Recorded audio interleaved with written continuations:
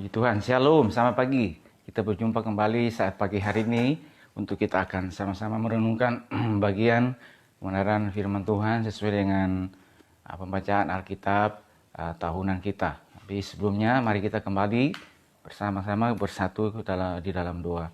Kami bersyukur kepadamu Tuhan saat pagi hari ini kami kembali ya Tuhan ada, dan juga bersyukur bahwa hari yang baru yang Tuhan beri saat pagi hari ini Tuhan kami akan merenungkan bagian kebenaran firman-Mu ya Tuhan yang ada saat pagi hari ini. Kami mohon pertolongan Tuhan, pimpinan Tuhan bagi hamba-Mu, bagi seluruh jemaat-Mu ya Tuhan, bahkan yang mereka ikut bersama-sama dalam acara ini Tuhan, yang tolong pimpin berkati jam ini Tuhan. Terima kasih di dalam nama Tuhan Yesus Kristus kami bersyukur dan berdoa kepada Bapa di surga. Haleluya, amin. Puji Tuhan, pada tanggal 6 Juni ini jemaat yang dikasih oleh Tuhan, maka sesuai dengan bacaan Alkitab tahunan kita sudah sampai di kitab Ester ya, kitab Ester pasal 1 sampai yang ketiga ya. Kalau sekilas kita melihat tentang kitab Ester, maka Ester ini ya dengan tema besarnya yaitu kepujian Allah yang memelihara ya. Secara kronologis menurut Alkitab Penuntun Hidup Berkelimpahan, secara kronologis bahwa peristiwa Ester itu terjadi di Persia antara Esra dan 67 ya, yaitu di antara kembalinya rombongan Yahudi pertama ke Yerusalem pada tahun 538 sebelum Masehi di bawah pimpinan Zerubabel. Itu Esra 1 ayat 1 sampai 6, dan rombongan kedua pada tahun 457 di bawah pimpinan Esra. Ya, Esra 7 sampai 10 ya. Sekalipun kitab ini ditempatkan setelah Nehemia dalam PL kita, peristiwa yang tercatat di dalamnya terjadi 30 tahun sebelum Nehemia kembali ke Yerusalem 444 sebelum Masehi untuk membangun kembali tembok Yerusalem. Sedangkan kitab-kitab Esra dan Nehemia dari masa pasca pembuangan membahas hal-hal yang berkaitan dengan kaum Yahudi sisa yang kembali ke Yerusalem. Kitab Ester mencatat suatu peristiwa yang sangat penting bagi orang Yahudi yang tinggal di Persia. Ya, ya Tuhan. Pada pagi hari ini kita akan merenungkan, dan saya dengan sebuah kalimat atau topik, tidak ada sesuatu yang kebetulan. Ya, tidak ada sesuatu yang kebetulan. Mari coba kita akan melihat, kita akan sama-sama membaca dan merenungkan saat pagi hari ini. Ya, kita lihat di Ester pasal yang kedua ayat 8 sampai yang ke-9. Setelah titah dan undang-undang raja tersiar dan banyak gadis dikumpulkan di dalam benteng Susan di bawah pengawasan Hegai, maka Ester pun dibawa masuk ke dalam istana raja di bawah pengawasan Hegai, penjaga para perempuan. Ayat 9. Maka gadis itu sangat baik pada pemandangannya dan menimbulkan kasih sayangnya, sehingga Hegai segera memberikan wangi-wangian dan pelabur kepadanya, dan juga 7 orang dayang-dayang yang terpilih dari isi istana raja. Kemudian memindahkan dia dengan dayang-dayangnya ke bagian yang terbaik di dalam balai perempuan. Di dalam kitab Ester ini, pasal yang kedua, kita melihat setelah pasal yang pertama itu menceritakan Ratu Wasti dibuang, maka di pasal yang kedua ini, saudaraku, di situ mengatakan bahwa oleh nasihat dari para biduan raja yang bertugas pada baginda pada saat itu, setelah Raja Ahasiweros terkena akan Ratu Wasti yang dibuang, maka sekarang dibuatlah sebuah kontestasi ya untuk mencari ratu pengganti Ratu Wasti yang telah dibuang.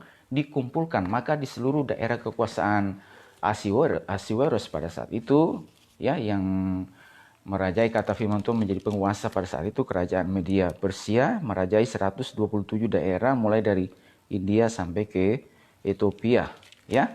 Nah, saudaraku, maka dicarilah di dalam daerah kerajaan di kota pada saat itu yang begitu luas itu ya, dikumpulkan para gadis-gadis ya, kata firman Tuhan ya, supaya menjadi seorang pengganti Ratu Wasti yang dibuang ya, yang telah dibuang. Dan saudaraku, kebetulan. Nah, ya. Ini yang katakan tidak ada sesuatu yang kebetulan. Kebetulan di dalam apa tersebut adalah yang seorang bernama Mordekai ya, di mana dia menjadi pengasuh dari Esther, ya, anak saudara ayahnya, ya. Dan kata firman Tuhan, dia ya menyuruh Esther juga untuk ikut juga, ya, dalam kontestasi, ya, untuk pemilihan Ratu Wasti ini, ya. Ya, coba ikut saja gitu, ya, kurang lebih, ya. Dan kalau kita lihat, Saudaraku yang terkasih, maka ketika Esther, ya, ini mendapat kesempatan, ya, mendapat kesempatan untuk dihadapkan, ya, atau dilihat oleh Hegai, ya, Hegai pengawas, Hegai penjaga para perempuan, maka kata firman Tuhan, gadis itu sangat baik pada pemandangannya dan menimbulkan kasih sayangnya, ya, menimbulkan kasih sayangnya, sehingga Hegai segera memberikan wangi-wangian dan pelabur kepadanya, ya. Tahu kertasi, kalau kita coba bertanya, kenapa waktu Esther, ya, Esther yang tiba mendapat giliran, kesempatan, dia sangat baik pada pemandangan Hegai, penjaga para perempuan, ya, dan segera kata firman Tuhan itu, maka dia diberikan wangi-wangian, ya, pelabur, ya, dan 7 orang dayang-dayang istananya, ya. Tentunya kan kita akan lihat juga, ini bukan cuma Esther seorang diri, ya, yang menjadi kontestan, ya, tetapi ada wanita-wanita lagi yang lainnya. Mengapa wanita-wanita yang lainnya itu tidak mendapat kasih sayang, ya, ketika dihadapkan atau berhadapan dengan Hegai, tapi Esther, ya, yang manakala dia tiba kesempatannya, maka dia memperoleh segera memperoleh kasih sayang dari Hegai, penjaga para perempuan. Apakah ini sesuatu yang kebetulan? Apakah ini sesuatu yang kebetulan juga ketika diadakan sebuah kontestasi, ya, dan Esther ikut di sana, ya, sekalipun harus, ya, kalau istilahnya itu dia harus melewati beberapa tahapan dan juga bersaing dengan gadis-gadis yang lainnya, ya, peluangnya, kesempatannya seperti apa, ya. Tapi kalau kita melihat di sini, aku yang terkasih, bahwa manakala Esther ini memperoleh kesempatan, maka kata firman Tuhan di situ bahwa gadis itu sangat baik pada pemandangannya, pemandangan Hegai, dan menimbulkan kasih sayangnya, ya, sehingga mulai didandani, ya, dan diberikan juga dayang-dayang. Saudara, dapat kita katakan bahwa hadirnya atau adanya dia untuk mengikuti itu, ini bukanlah sesuatu yang kebetulan, tetapi ada satu maksud Tuhan, ada campur tangan Tuhan di sana, ya, ada campur tangan Tuhan yang membuat, ya, Hegai, ya, bisa melihat, ya, segera melihat dan baik pada pemandangannya. Dan ternyata tidak hanya berhenti di situ, bukan cuma seorang Hegai yang melihat. Dan di ayat berikutnya, ayat 15 sampai yang ke-17 itu kata firman Tuhan, ketika Esther anak Abihail, yakni saudara ayah Mordekai yang mengangkat Esther sebagai anak, mendapat giliran untuk masuk menghadap raja, maka ia tidak menghendaki sesuatu apapun selain daripada yang dianjurkan oleh Hegai, sida-sida raja, penjaga para perempuan. Maka Esther dapat menimbulkan kasih sayang pada semua orang yang melihat dia. 16. Demikianlah Esther dibawa masuk menghadap Raja Ahasiweros ke dalam istananya pada bulan yang ke-10, yakni bulan Tebet, pada tahun yang ke-7 dalam pemerintahan Baginda. 17. Maka Esther dikasih oleh Baginda lebih daripada semua perempuan yang lain, dan ia beroleh kasih sayang dan kasih Baginda lebih daripada semua anak darah lain, sehingga Baginda mengenakan mahkota kerajaan ke atas kepalanya dan mengangkat dia menjadi ratu ganti Wasti. Ya, dan kata firman Tuhan, ketika Esther, yaitu anak saudara ayah Mordekai, mendapat giliran, ya, untuk masuk menghadap raja, dan saudaraku yang terkasih, Esther ini dapat menimbulkan kasih sayang pada semua orang yang melihat dia, pada mereka yang pada saat itu yang melihat semua kontestan ini, ya, tentunya para pembesar-pembesar raja dan orang-orang yang, ya, boleh dapat dikatakan yang akan memilih dan menentukan, ya, siapa dari sekian banyak gadis ini yang akan menjadi ratu pengganti Ratu Wasti. Saudaraku terkasih, kata firman Tuhan, ketika Esther itu mendapat giliran, tidak tahu giliran yang keberapa, saudaraku terkasih, maka dia dengan segera, gitu. Ya, dia dengan segera mendapat belas kasihan, ya, dikasihi, menimbulkan kasih sayang pada semua orang yang melihat dia, ya. Dan akhirnya, saudaraku terkasih, Esther ini yang terpilih menjadi seorang ratu pengganti Wasti yang telah dibuang, ya. Nah, mari coba kita melihat bahwa apakah ini sesuatu yang kebetulan sehingga Roh terkasih manakala Hegai melihat, ya, pemimpin para perempuan, ya, melihat Esther, lalu segera timbul kasih sayang, belas kasihan, dan dia memberitahukan kepadanya, bahkan juga mempersiapkan dia. Maka di situ kata firman Tuhan juga, ya, sesuai dengan nasihat Hegai, ya, maka dia melakukan, ya, maka dikata firman Tuhan, ia tidak mendaki sesuatu apapun selain daripada yang dianjurkan oleh Hegai, ya.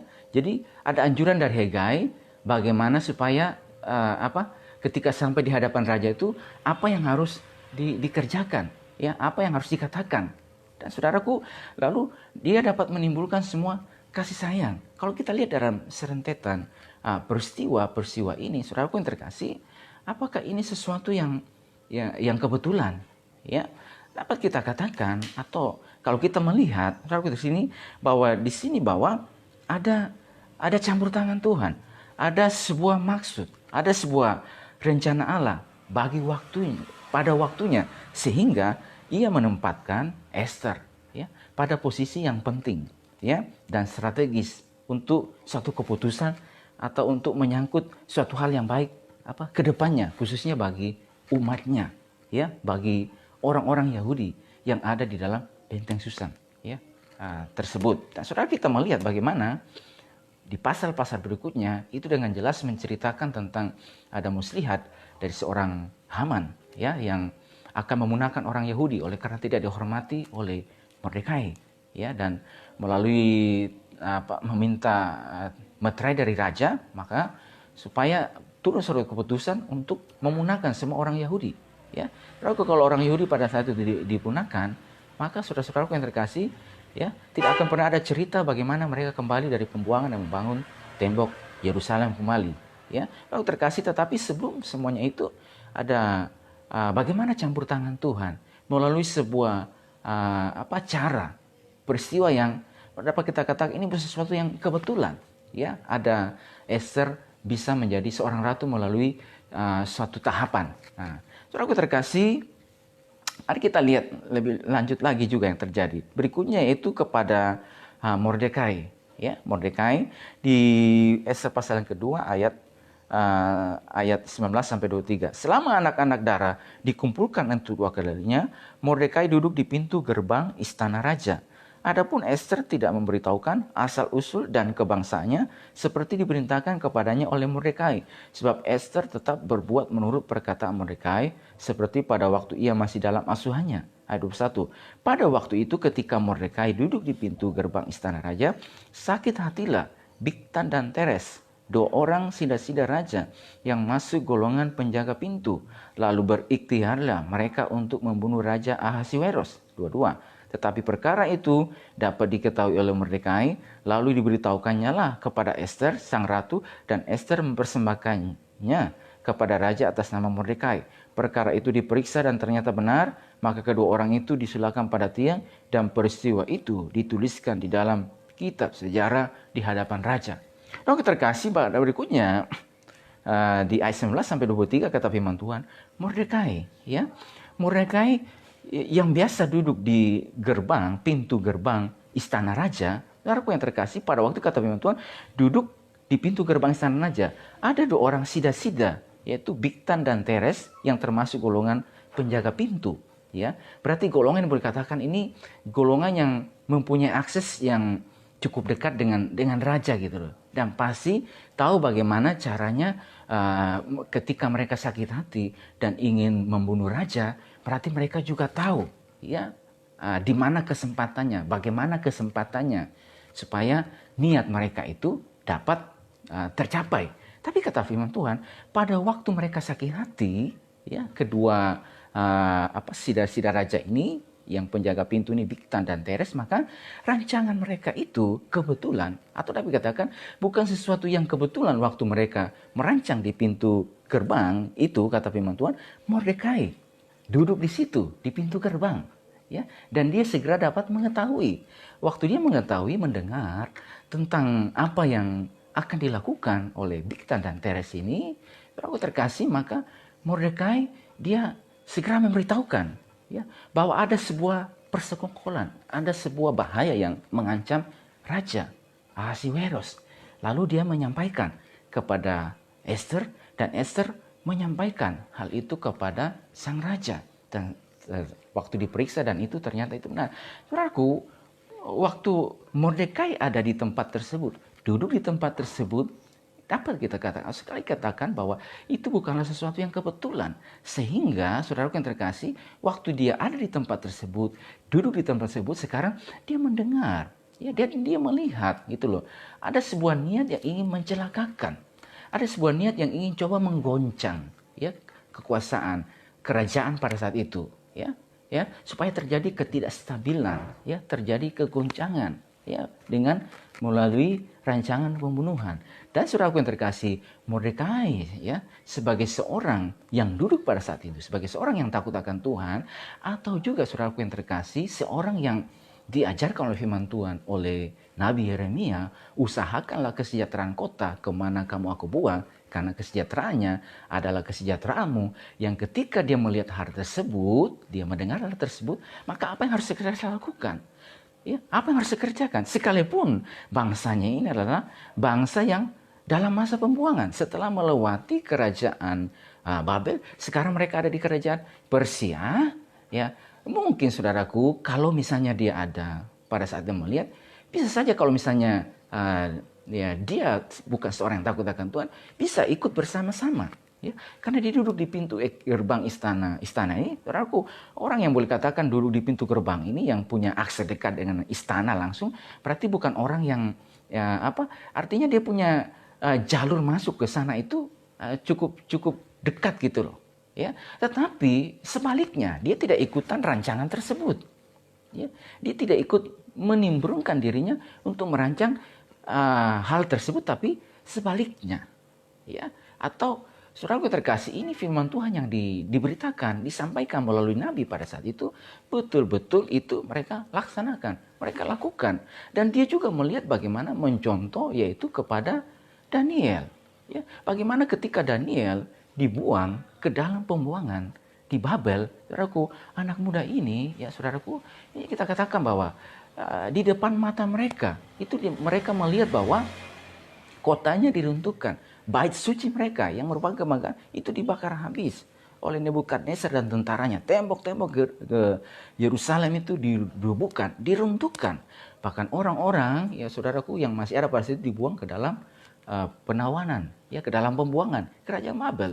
Ya, tapi saudaraku yang terkasih, manakala Daniel ada masuk di dalam kerajaan Babel dan dia, saudaraku, diberikan kepercayaan tinggi, saudaraku yang terkasih, saudaraku, kerajaan ini yang Nebukadnezar ini yang di depan mata dia, saudaraku, dia melakukan kekerasan terhadap kerajaannya, kerajaan Yehuda. Tapi saudaraku, manakala dia ada tersebut, saudaraku, bagaimana kita melihat apa yang dilakukan oleh Daniel? Apakah dia merancang sesuatu yang jahat, mencelakakan? Ternyata tidak.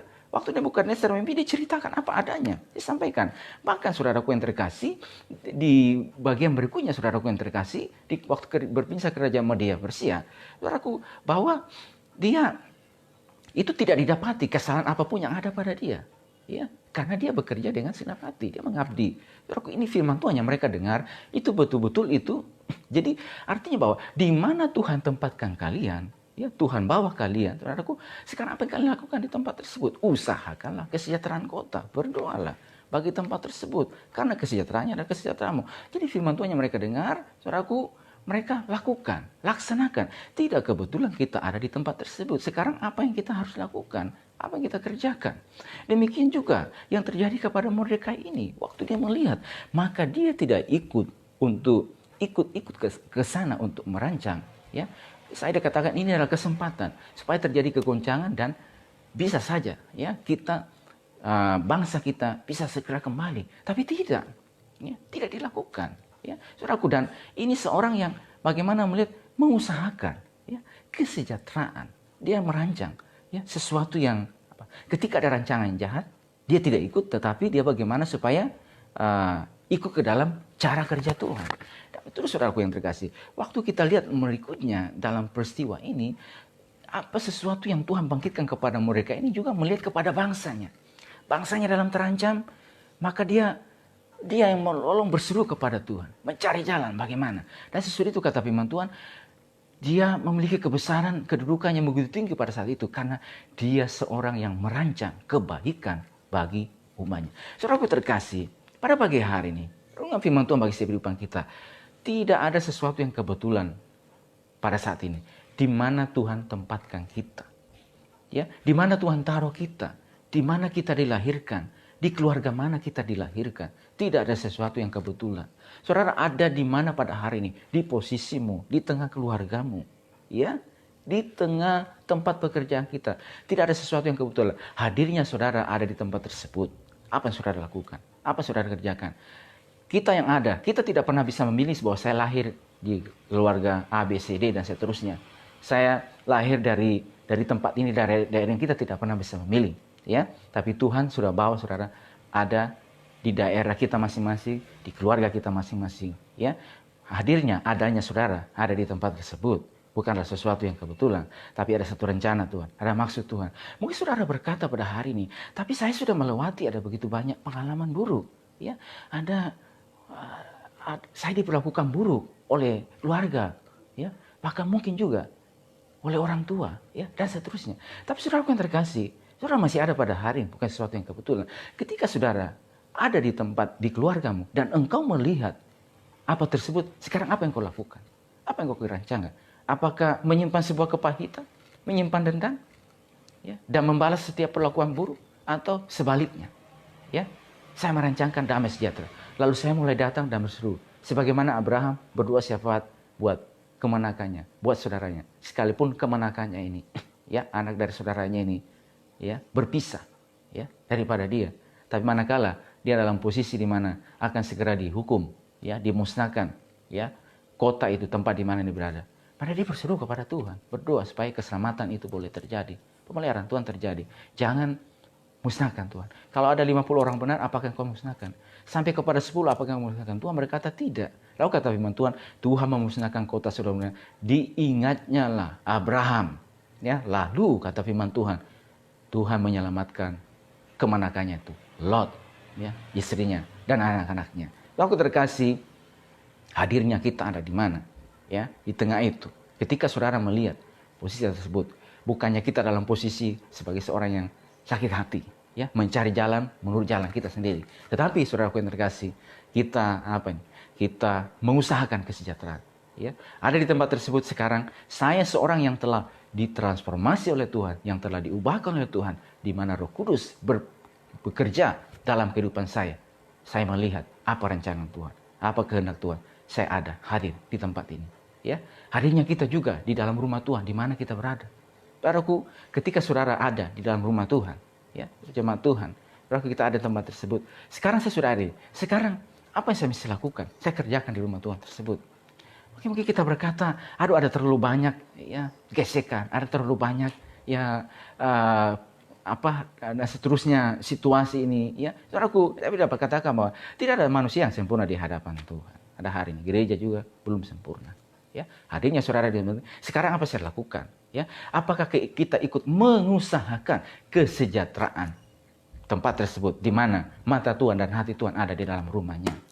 Ya, tinggal di dalam rumahnya, sebagaimana kata Tuhan kepada Salomo, maka mataku dan hatiku akan ada dalam rumahku sepanjang masa, dan umatku yang atasnya namaku disebut merendahkan diri dan berdoa, mencari wajahku dan berbalik dari jalan-jalannya, maka aku akan mendengar dari surga dan memulihkan negeri mereka. Ya, jadi apa saudaraku? Hadirnya saudara dalam rumah Tuhan, hadirnya kita di tempat tersebut bukan sesuatu yang kebetulan. Sekarang saya mesti kerjakan apa? Saya mesti lakukan apa? Untuk kesejahteraan umat Tuhan, ya, untuk kesejahteraan anak-anaknya. Untuk bagaimana saya juga ikut bersama-sama, karena gereja yang kuat, kota kita jadi kuat, masyarakat jadi kuat, bangsa kita kuat, masyarakat yang kuat, ya, keluarga yang kuat akan memperkuat gereja. Gereja yang kuat masyarakat jadi kuat. Masyarakat yang kuat, bangsa kita jadi kuat. Pada hari-hari ini juga, iblis juga mengambil momentum, kesempatan juga untuk mengacau balaukan keluarga, untuk mengacau balaukan anak-anak, supaya mereka ya memiliki pergaulan yang buruk. Mereka yang diperlakukan buruk, mereka sakit hati, dan akhirnya apa? Mereka membalas dendam dan seterusnya. Tapi saudaraku, firman Tuhan datang kepada kita, setiap kita pada hari ini, ya. Saudaraku, hadirnya adanya saudara, lahirnya kita di tengah keluarga bukan sesuatu yang kebetulan, ya. Tapi ada maksud Tuhan. Saudara yang sudah ada pada hari ini, pada posisi ini, saudaraku terkasih, Tuhan sedang ingin mengatakan, di depan matamu engkau melihat, ya, bahwa situasi ini pada hari ini begini. Waktu engkau melihat situasi tersebut, apakah engkau berpangku tangan? Apakah engkau diam saja? Atau engkau melakukan sesuatu? Mengerjakan sesuatu? Lakukan sesuatu. Ya, apa yang saya bisa lakukan? Kerjakan. Paling tidak kita datang merendahkan diri dan berdoa, Tuhan, mohon kasih karuniamu terjadi. Lalu sekarang saya juga mulai mengerjakan sesuatu di tengah-tengah keluarga tersebut gitu loh. Kalau ada misalnya juga di tengah-tengah keluarga kita, di tengah-tengah gereja kita, ada misalnya pertempuran atau ada misalnya situasi yang tidak biasa, hadirnya kita di tempat tersebut, apa yang kita bisa lakukan? Kerjakan. Ya, kita hadir sebagaimana Kristus datang mendamaikan antara surga dengan bumi sebagai juru damai, ya. Bukan datang untuk sebaliknya, tapi mendamaikan antara surga dengan bumi supaya surga yang telah murka terhadap manusia itu dengan melalui Kristus jalan pendamaian itu segera terjadi perdamaian. Jadi saudaraku, ini adalah suatu pelayanan yang luar biasa yang Tuhan bawa bagi setiap kehidupan kita. Adanya kita, lahirnya kita, di mana kita berada. Kita tidak pernah bisa milih. Saudara juga ada pada hari ini. Di mana saudara berada? Apakah di lingkungan pendidikan juga? Ya, di tempat pendidikan di mana Tuhan bawa saudara. Saudara, bukan kebetulan saudara ada di tempat tersebut. Di tempat pendidikan tersebut. Sekarang, saudara ada di tempat tersebut, apa yang saya bisa lakukan? Sebagai seorang yang memperoleh kesempatan untuk belajar di tempat tersebut. Ya. Dan saudaraku, di lingkungan yang lainnya, di tengah masyarakat, adanya kita di tempat tersebut, apa yang bisa lakukan? Bahkan juga kita yang ada di lingkungan pekerjaan, kita diizinkan Tuhan untuk boleh bekerja di tempat kita pada hari ini. Ya, aku terkasih, saudara ada di tempat tersebut, bukan sesuatu yang kebetulan. Ya, apa yang saudara lakukan? Apa yang saudara kerjakan gitu loh? Berarti di mana kita berada, usahakan kesejahteraan. Ya, di mana kita berada, tempat tersebut di mana? Karena kesejahteraannya adalah kesejahteraan kita gitu. Mengusahakan terbaik. Lakukan semuanya seperti untuk Tuhan, bukan untuk manusia. Karena dari Tuhanlah akan memberikan upah bagi kehidupan kita. Bukan kita sebelahnya mulai merancang sesuatu yang dapat meruntuhkan, ya, mulai merancang sesuatu yang dapat membuat goyang tempat di mana kita berada. Tetapi kita merancang, saudara yang terkasih, kesejahteraan kota di mana kita berada. Saudara yang terkasih, firman Tuhan datang kepada setiap kehidupan kita pada hari ini. Tidak ada sesuatu yang kebetulan, saudara, kita ada pada hari ini. Ada satu maksud Tuhan, bahkan rencana Tuhan yang lebih mulia lagi bagi kehidupan kita, supaya kita kudus dan tak bercacat di hadapannya, menjadi ahli waris kerajaan Allah. Ya, akan juga saudaraku, bahwa yang telah memanggil kita keluar dari kegelapan untuk memberitakan perbuatan Tuhan yang besar gitu. Ya, supaya saudaraku yang terkasih, nama Tuhan dipermuliakan. Khususnya pada situasi pada hari ini, situasi pandemi global yang kita hadapi. Saudaraku yang terkasih, kita sebagai anak-anak Tuhan, bukan kebetulan engkau ditempatkan ada tempat tersebut, di mana kita berada. Saudaraku, ketika saudara melihat keadaan-keadaan yang tidak menguntungkan, atau keadaan-keadaan apa saja, saudaraku, hadirnya saudara, apa yang saya bisa lakukan? Apa yang bisa kerjakan? Apa yang saya bisa lakukan, saudaraku yang terkasih? Karena ini adalah pilihan dan panggilan, ini adalah satu tugas Tuhan yang Tuhan berikan kepada kehidupan kita. Karena kita juga memandang ke depan gitu loh. Menjelang hari Tuhan yang mendekati saudaraku. Ada pahala, ada mahkota, ada upah yang Tuhan janjikan bagi setiap kehidupan kita. Sebagai orang-orang benar, orang-orang percaya ya, yang ada pada hari ini. Karena saudaraku, di dalam kerajaan surga itu tidak hanya kita berhasil masuk ke dalam kerajaan surga, tetapi apakah kita juga meraih setiap pahala, setiap upah yang dijanjikan oleh Tuhan dalam kerajaan surga. Itu berbicara berarti apa yang saudara lakukan pada hari ini gitu loh. Ya, di mana kita berada bukan sesuatu yang kebetulan, tapi ada maksud Tuhan, ada rencana Tuhan bagi setiap kehidupan kita. Dan saya berdoa pada pagi hari ini, saudaraku yang terkasih, supaya Tuhan membawa terus untuk kita memahami setiap rencana Tuhan, bahwa adanya kita, lahirnya kita, di mana kita berada pada hari ini adalah rencana Tuhan bagi setiap kehidupan kita. Dan saya, oleh pertolongan kemampuan daripada Tuhan, Roh Kudus yang telah memampukan saya untuk terus ada di dalam kehendak Tuhan dalam rencana Tuhan. Puji Tuhan, Tuhan berkati setiap kehidupan kita. Mari kita datang kepada Tuhan dan kita berdoa bersama-sama. Kami syukur kepadamu ya Tuhan, bahwa kejadian kami dahsyat yang ajaib ya Tuhan. Ajaib segala yang kau rancangkan ya Tuhan. Tuhan ya Tuhan sudah memiliki suatu rancangan yang indah bagi setiap kehidupan kami ya Tuhan. Bahwa tidak ada sesuatu yang kebetulan dalam kehidupan kami Tuhan. Kelahiran kami ya Tuhan, adanya kami di tengah keluarga, di tengah masyarakat, di tengah lingkungan ya Tuhan. Dan juga di tengah rumahmu ya Tuhan, di lingkungan pekerjaan ya Tuhan. Bahkan di bangsa kami Indonesia ya Tuhan. Ini bukan sesuatu yang kebetulan ya Tuhan. Tetapi ada satu pilihan, ada satu rencana Tuhan. Sebab itu bawa setiap kami umatmu ya Tuhan, jemaatmu, seluruh anak-anakmu Tuhan. Untuk terus boleh melihat, memahami rencana Tuhan, kehendak Tuhan ya Tuhan, keinginan Tuhan melalui kehidupan kami ya Tuhan. Supaya kami tidak menganggap setiap peristiwa-peristiwa adalah sesuatu yang kebetulan saja. Kebetulan saja yang ada. Tapi ini adalah dalam rencanamu ya Tuhan. Kami berdoa Tuhan bagi seluruh umatmu pada hari ini Tuhan. Engkau yang menolong mereka terus ya Tuhan. Menjamah mereka di dalam nama Tuhan Yesus Kristus Tuhan. Sehingga kami terus dibawa untuk boleh mengerti, memahami setiap kehendak Tuhan, rencana Tuhan, kejadian kami dahsyat dan ajaib ya Tuhan, dan ajaib segala rancangan-Mu ya Tuhan. Terima kasih kami syukur kepadamu Tuhan. Di dalam nama Tuhan Yesus Kristus kami bersyukur dan berdoa kepada Bapa di surga. Haleluya. Amin. Puji Tuhan, Tuhan berkati setiap kehidupan kita saat pagi hari ini. Selamat beraktivitas dan shalom.